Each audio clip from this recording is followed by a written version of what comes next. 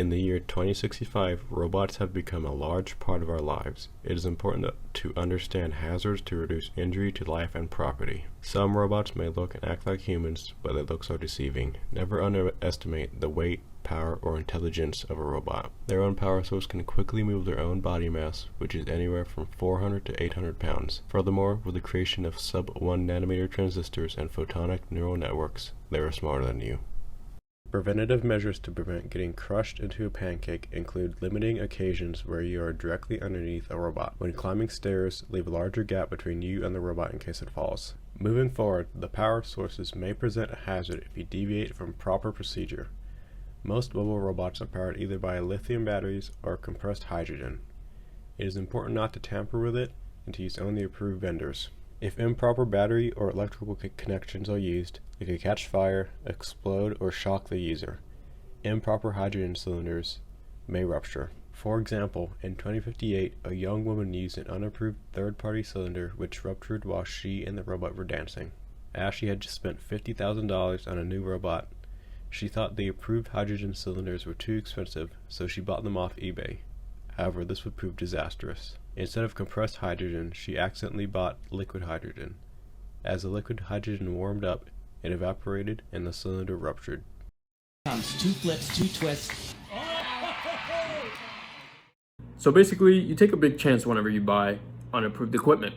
In this case, Ashley made many mistakes. We're not talking about her previous dating history.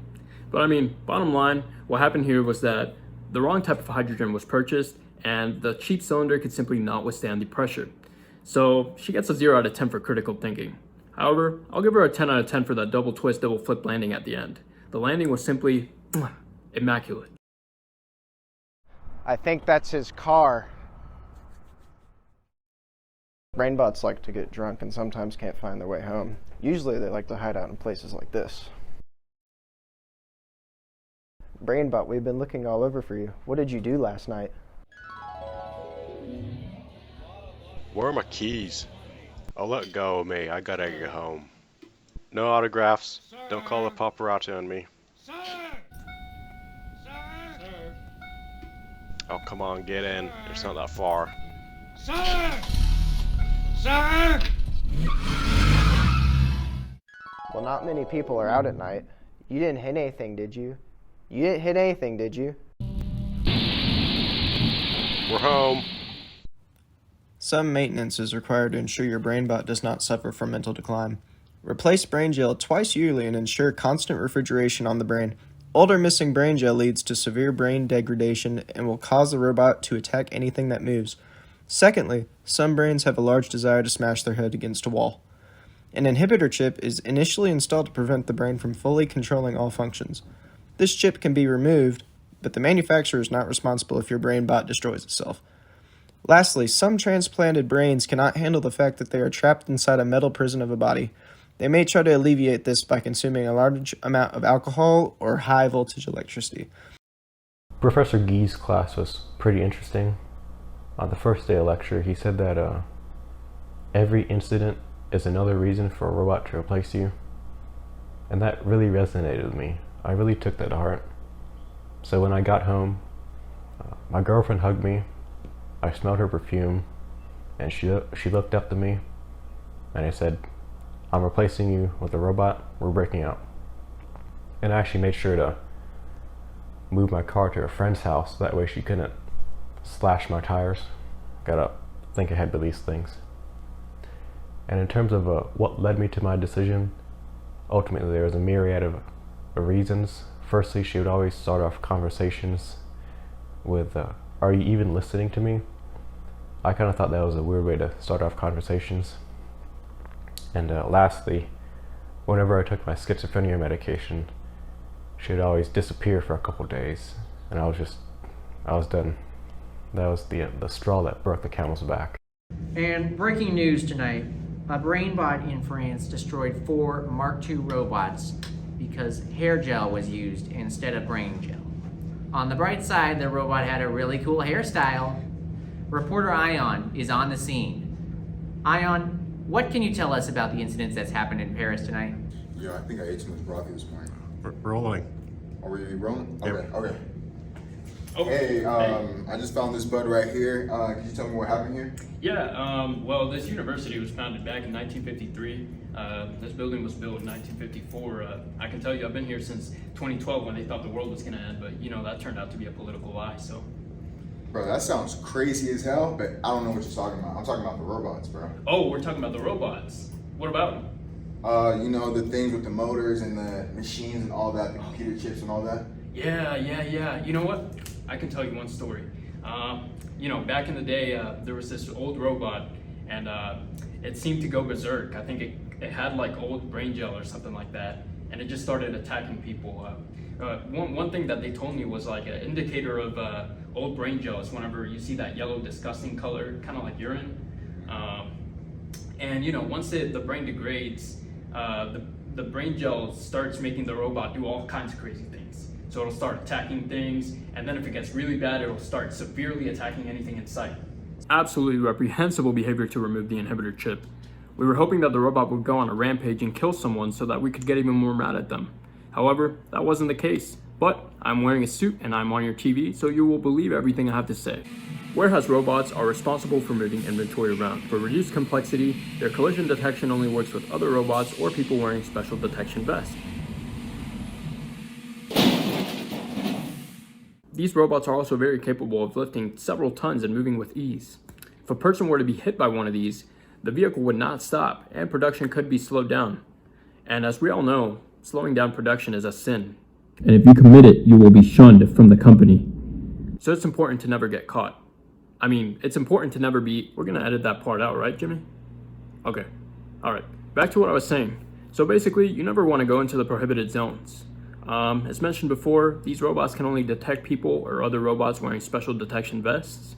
So if you slow down production because you were too busy texting on your way to your station, well, I have news for you, buddy. That's coming off of your paycheck, so you better watch out. In class, as a reminder, my name is Professor G, since people keep asking me. It's spelled G-E-E. It's not that hard, people. To avoid becoming involved in an industrial safety accident and having a video dedicated to you, remember to always walk within the confines of the yellow tape. The yellow tape clearly outlines where is safe to walk and where is not. Failing to walk in the yellow tape could result in... Terminator takeover! No. It could result in the worker being hit by a moving platform and a safety incident occurring.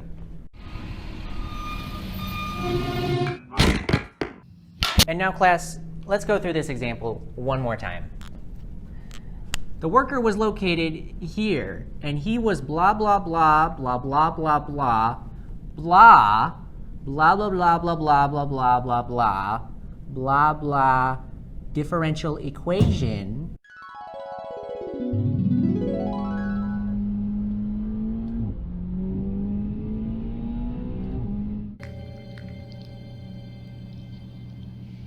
I read online that you could eat it.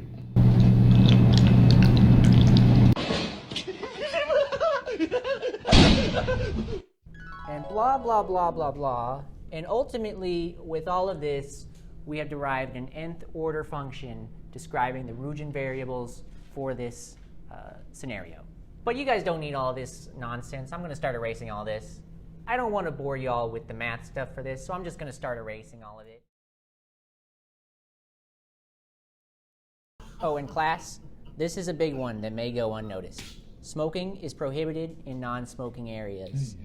The secondhand smoke could cause an explosion that would send your helpless body flying in multiple directions.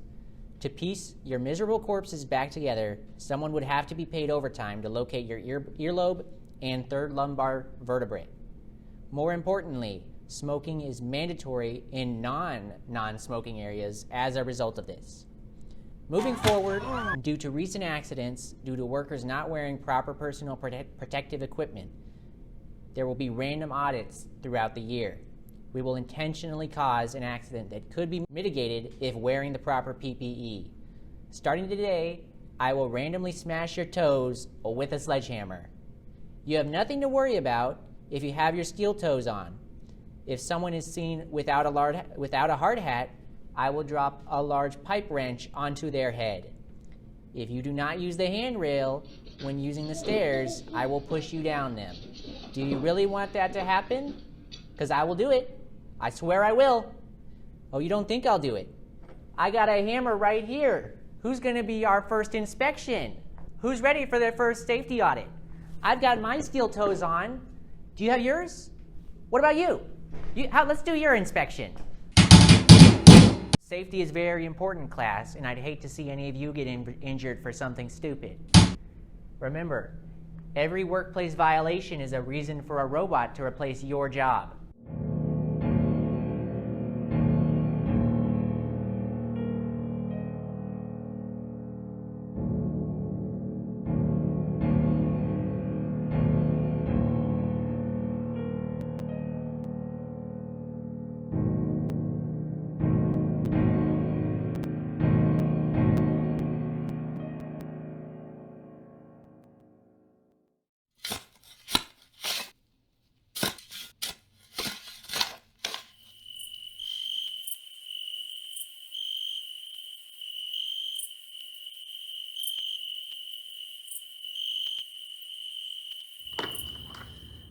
In 2054, a just married couple bought a previous generation home assistant robot. Little did they know that they had just bought a ticking time bomb. The latest generation robots had hardware upgrades that fixed hacking vulnerabilities. However, the couple did not do their research and bought a used previous generation model because it was cheaper. At an unknown time, the robot was indoctrinated by the mysterious BrainBot cult and became their sleeper agent. The sleeper agent killed the woman and replaced her as a near identical copy. The husband had noticed small differences but was oblivious to the doppelganger's presence. However, the truth would come to light when water was splashed onto the doppelganger, partially revealing the metal exoskeleton below the fake skin. The husband says he narrowly escaped, and has some advice for us. We would now like to welcome Sam. Thank you for having me. Sam, your wife was killed and replaced by a robot. What was your reaction when you found out? Just absolutely shocked and devastated. I bet. So how do you feel that the robot killed her and not you? Do you have any survivor's guilt? I just wish it would have been me rather than her. Do you have any advice for us and viewers on how to detect robot when it replaces someone? Well, no one is safe from being replaced by a robot. Me and my wife were not well prepared and bought a used robot that could be easily hacked, and you should never buy things that could put your life at risk, especially when you're talking about a 400-pound home assistant robot. If they start acting weird or doing things that they used to hate, they might be a robot replacement. Also, they imitate their victim by applying the makeup to their metal exoskeleton, and this can be removed partially with water, which is how I found out. But I think that will probably get fixed in the next generation of sleeper agents. If you listen to what the leader of the cult says, you might agree with him. That's a good joke. One last thing before we finish up here. You said that no one is safe from getting replaced by a robot. Well, I have to ask, were you killed by a robot and replaced? I'm just messing with you. If I spray you with water, will I see any metal? I'm just messing with you. All right. I appreciate your time. It was kind of funny that you didn't realize that your wife was replaced by